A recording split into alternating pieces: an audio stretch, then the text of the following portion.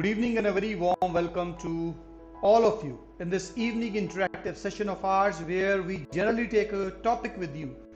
Today is a very special topic which many of our viewers they regularly ask us to take, and the topic is multiple sclerosis, a disease which is now becoming very common in today's era.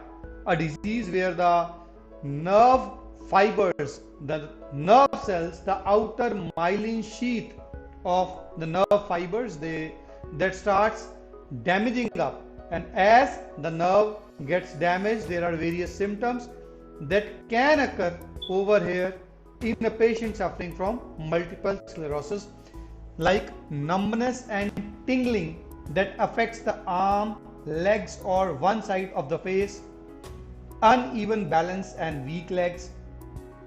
Very important one, double vision, blurry vision in one eye or partial vision loss. So such is the intensity of the disease that it can also cause partial vision loss. If we talk about the pathology of multiple sclerosis, that what exactly happens when a patient is suffering from multiple sclerosis, you can see a normal nerve cells and how in a patient suffering from multiple sclerosis, the normal nerve cell, it is damaged, it's not the same which otherwise it remains.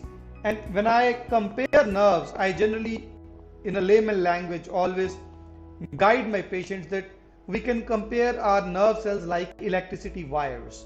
Just like a main switch gives electricity supply to various parts of a room, and the appliances they are lightened up, and if particular wires carrying that electric current are damaged, for example if their outer rubber coating is not there, it will cause short circuiting. So that is something which happens in a patient suffering from multiple sclerosis.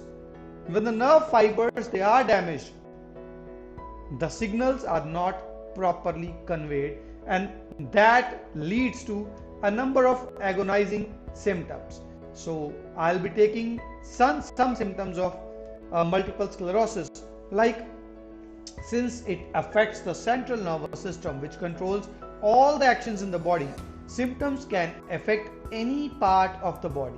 Lhermitte's sign is a very common sign in a patient suffering from multiple sclerosis, and in that sign a person may experience a sensation like an electric shock when they move their neck, known as Lhermitte's sign. Then also there is spasticity and muscular spasms. Now that is something which is very common, which is an early sign of multiple sclerosis. Damaged nerve fibers in the spinal cord and brain can cause painful muscle spasms, particularly in the legs.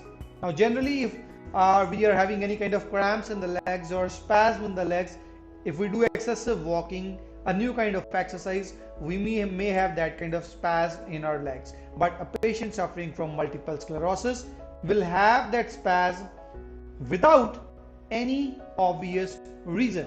Going further in the symptoms, the person will have pain, muscle weakness, numbness and tingling, bowel incontinence. Now that again is a problem. A person who is a patient of multiple sclerosis will have bowel incontinence.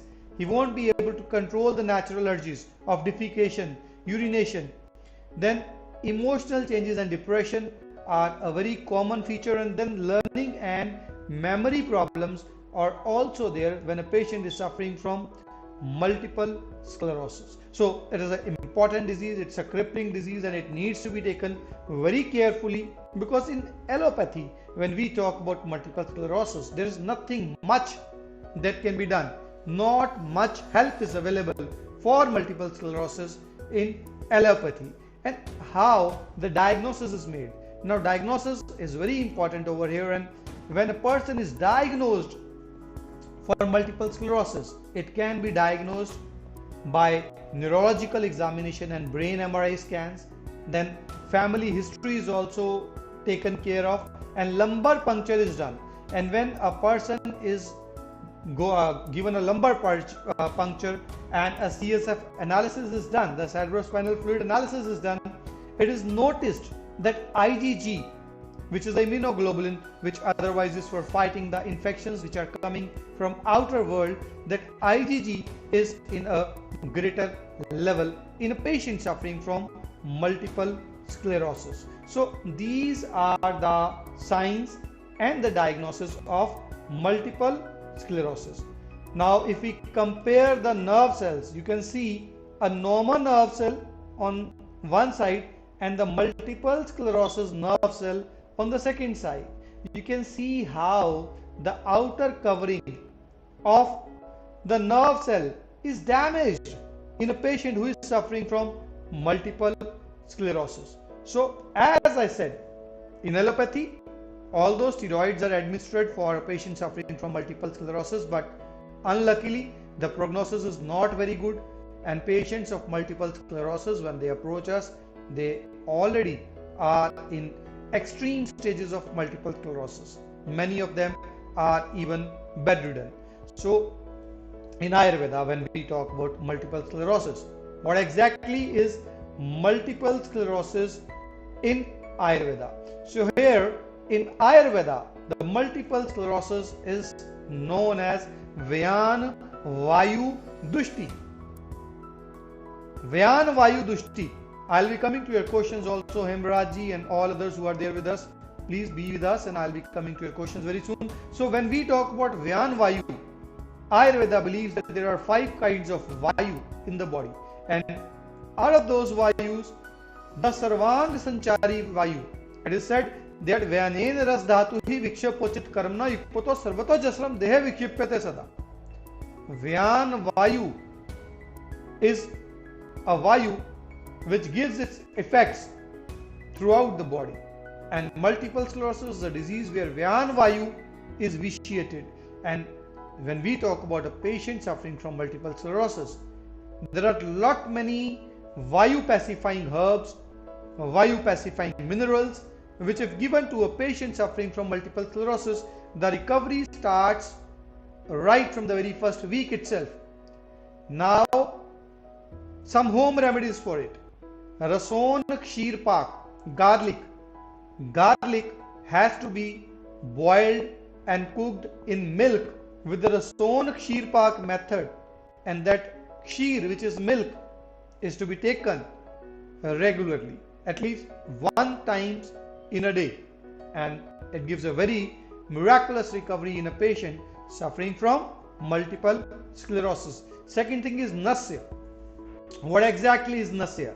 I'll be showing you the image of Nasya. This is Nasya being done at one of our centers. You can see how the oil is being administered in the nose. Now this is a method which is really very good one for all neurogenic problems. This Nasya is one of the procedures that is very good for a patient of multiple sclerosis. The second one, as you can see, a patient lying down in an apparatus where medicated decoction is being used to provide the person with steaming to his complete body. So that is Sarvang Swedanam.